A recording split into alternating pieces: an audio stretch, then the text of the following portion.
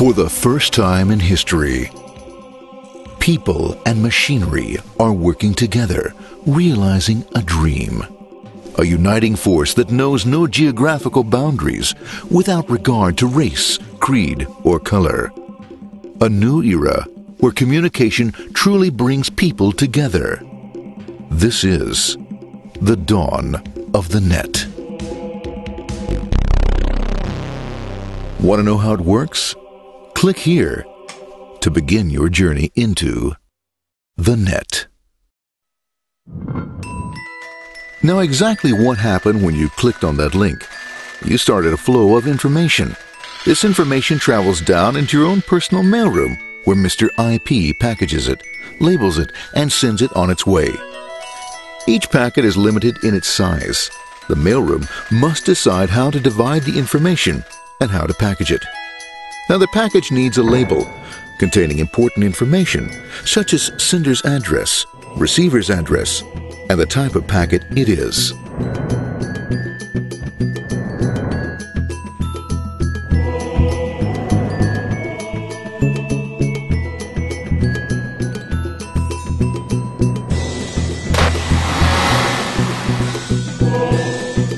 Because this particular packet is going out onto the internet, it also gets an address for the proxy server, which has a special function, as we'll see later.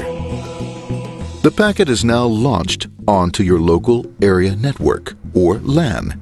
This network is used to connect all the local computers, routers, printers, etc. for information exchange within the physical walls of the building. The LAN is a pretty uncontrolled place, and unfortunately, accidents can happen.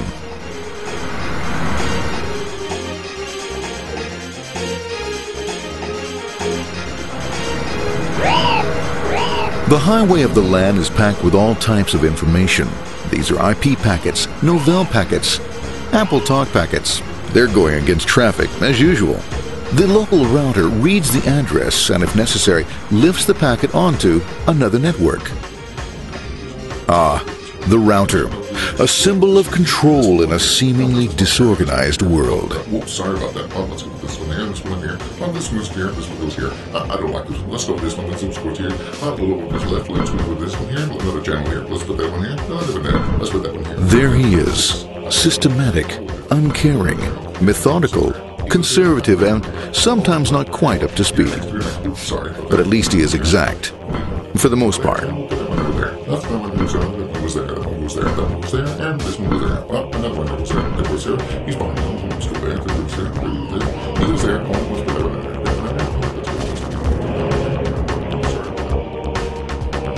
there. As the packets leave the router, they make their way into the corporate intranet and head for the router switch. A bit more efficient than the router switch plays fast and loose with IP packets, deftly routing them along their way.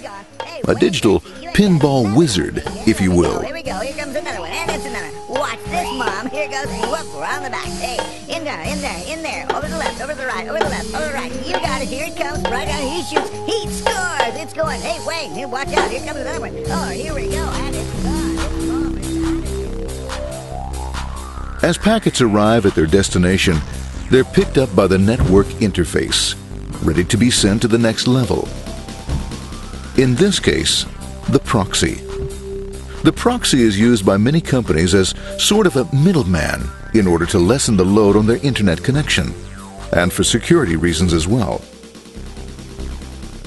As you can see, the packets are all of various sizes, depending upon their content.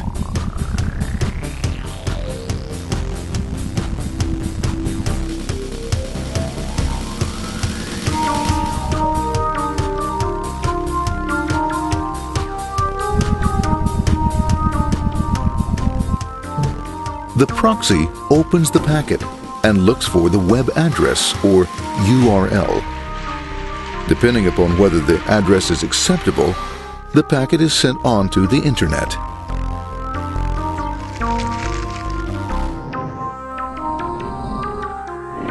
There are, however, some addresses which do not meet with the approval of the proxy, that is to say, corporate or management guidelines. these are summarily dealt with. We'll have none of that. For those who make it, it's on the road again.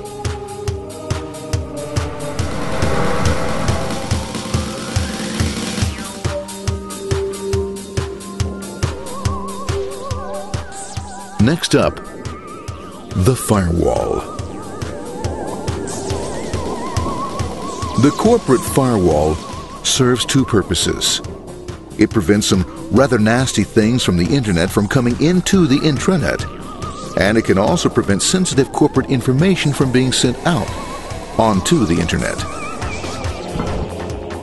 Once through the firewall, a router picks up the packet and places it onto a much narrower road, or bandwidth, as we say. Obviously, the road is not broad enough to take them all. Now you might wonder what happens to all those packets which don't make it along the way. Well, when Mr. IP doesn't receive an acknowledgement that a packet has been received in due time, he simply sends a replacement packet. We are now ready to enter the world of the Internet. A spider web of interconnected networks which span our entire globe. Here, routers and switches establish links between networks. Now, the net is an entirely different environment than you'll find within the protected walls of your LAN. Out here, it's the Wild West. Plenty of space, plenty of opportunities, plenty of things to explore and places to go. Thanks to very little control and regulation, new ideas find fertile soil to push the envelope of their possibilities. But because of this freedom, certain dangers also lurk. You'll never know when you'll meet the dreaded ping of death. A special version of a normal request ping, which some idiot thought up to mess up unsuspecting hosts. The paths our packets take may be via satellite, telephone lines, wireless, or even transoceanic cable.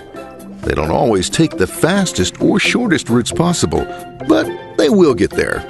Eventually. Maybe that's why it's sometimes called the worldwide wait. But when everything is working smoothly, you can circumvent the globe 5 times over at the drop of a hat. Literally.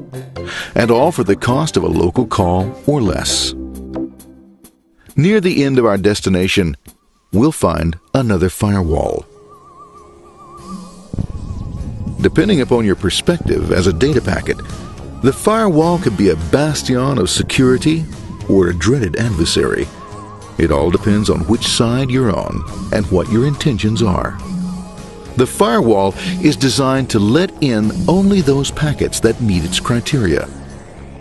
This firewall is operating on ports 80 and 25. All attempts to enter through other ports are closed for business.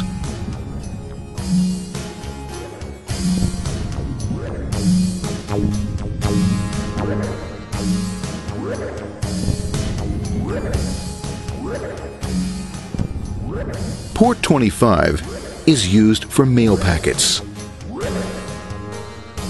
while Port 80 is the entrance for packets from the Internet to the web server. Inside the firewall, packets are screened more thoroughly. Some packets make it easily through customs, while others look just a bit dubious. Now, the firewall officer is not easily fooled, such as when this ping of death packet tries to disguise itself as a normal ping packet. It's okay, go on, it's okay, no problem. Have a nice day. Be out of here. Bye. For those packets lucky enough to make it this far, the journey is almost over. It's just a line up on the interface to be taken up into the web server.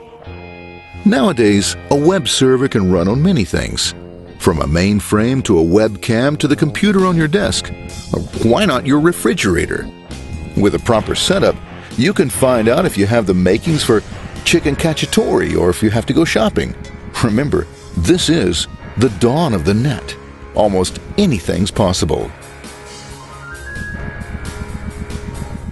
One by one, the packets are received, opened, and unpacked. The information they contain, that is, your request for information, is sent on to the web server application.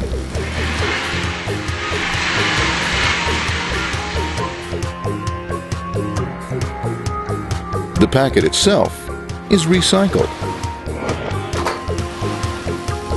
ready to be used again, and filled with your requested information.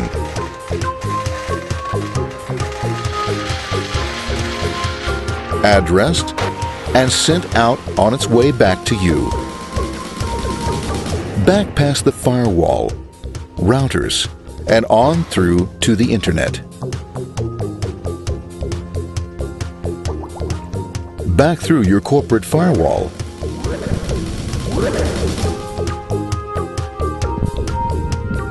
And onto your interface. Ready to supply your web browser with the information you requested. That is, this film.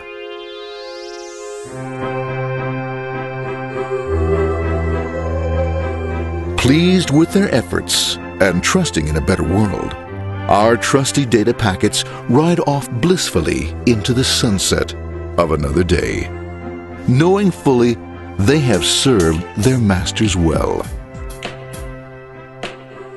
Now, isn't that a happy ending?